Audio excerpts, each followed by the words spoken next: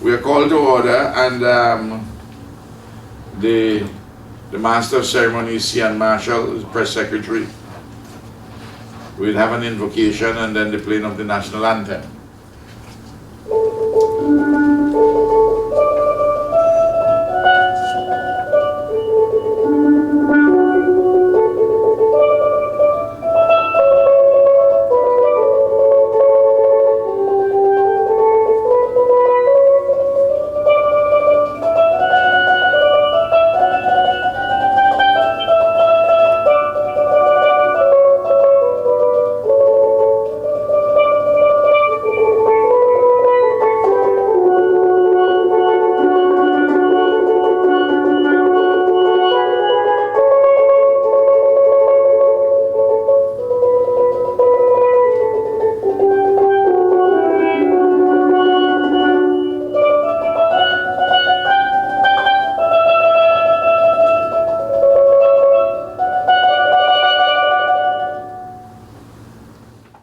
Your Excellencies, distinguished ladies and gentlemen,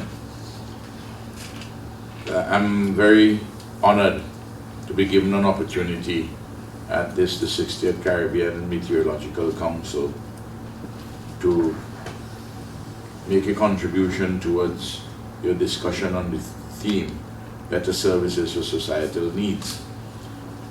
My own effort here is made far easier with the excellent presentations by Dr. Lang, Dr. Lee, Professor Adrian, and Professor Talas.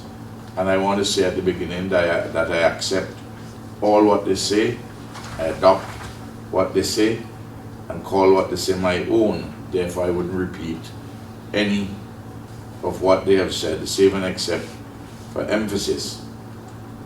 And in that regard, my remarks would be shorter, so that we can make up some time as we go by in this opening ceremony. I think we could assert as a truism that the science of meteorology interfaces with all the major aspects of life, living, and production. Concerns lives and livelihoods, it's national security, energy, oceans, lands, disaster management, water and health and the environment, air and sea transportation, ports and airports, resilience or physical infrastructure, climate change, national planning. And of course, we have to operate through a multilateral framework, because after all, you can't have weather nationalism.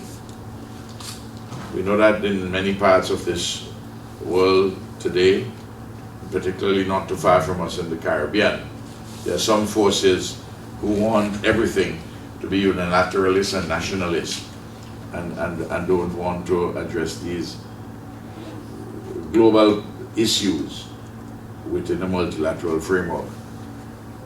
Well, fortunately, most of the 8 million persons in the world hold very steadfast a multilateral approach, and that we have to sort out these difficulties, these challenges together to make humanity, to make the world a better place. I think that the 3 Rio Conventions, one on climate change, the one on desertification and land degradation, and the one on biodiversity, form part of the essential backdrop to whatever we are doing, because these concerns lives and livelihoods and production. And we also, through the multilateral framework, address all the various issues and targets in dealing with disaster management, disaster preparation for disasters.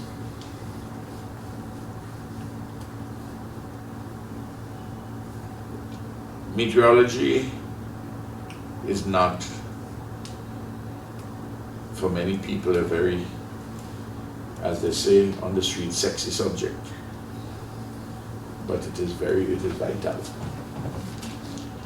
And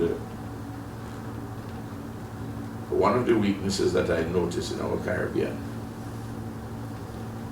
is that the data from the meteorological services, while they're used very often to guide the national emergency management agencies or offices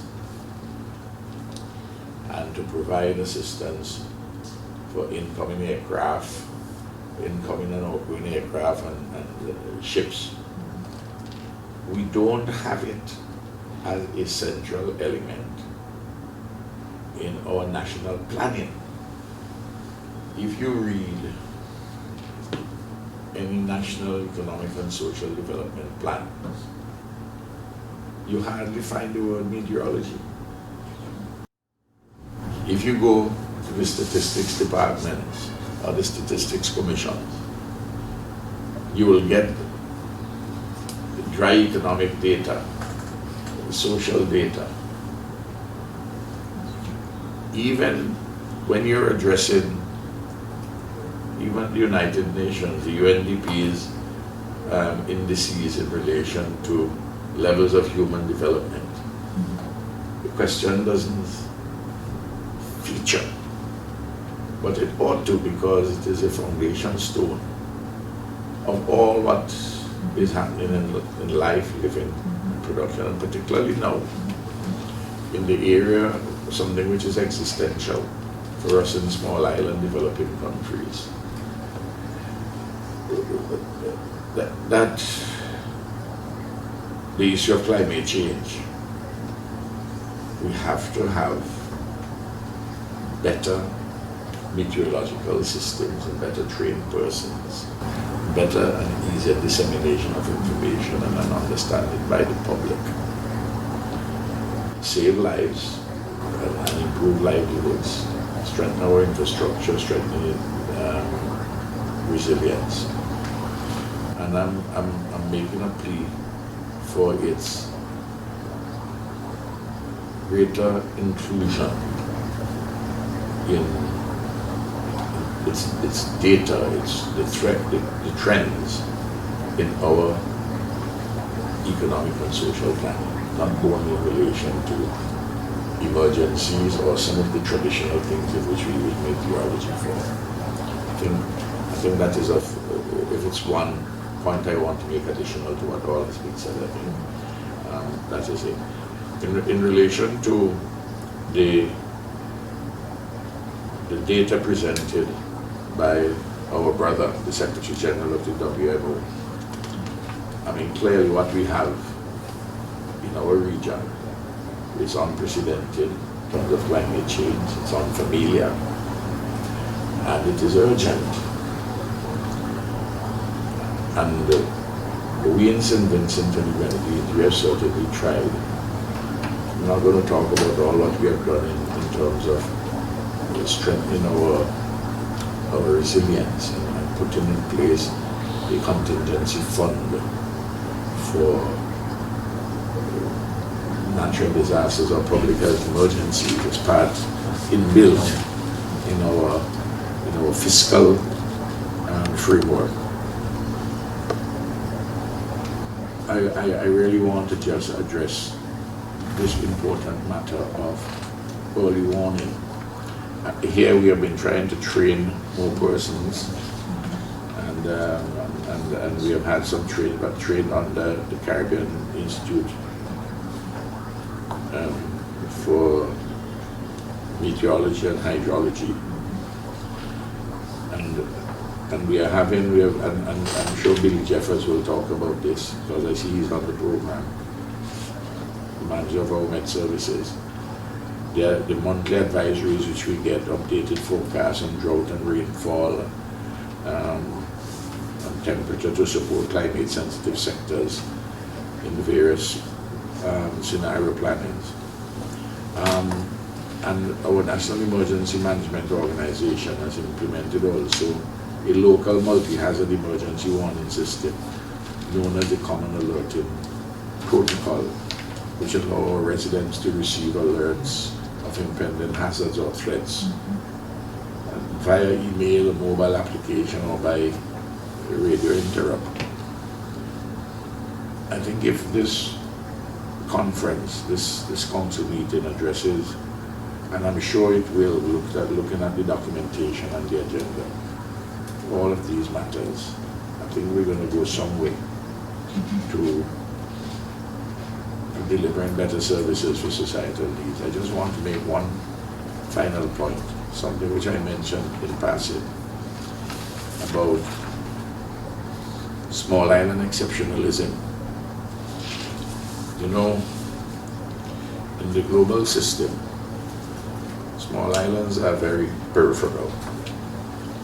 You have armies, we're not powerful in economic terms, but we have real flesh and blood people living in a lot of islands. A lot of member states of the United Nations are island nations.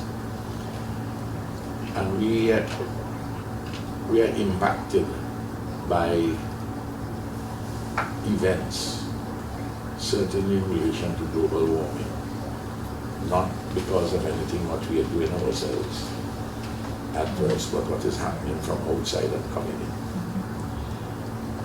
And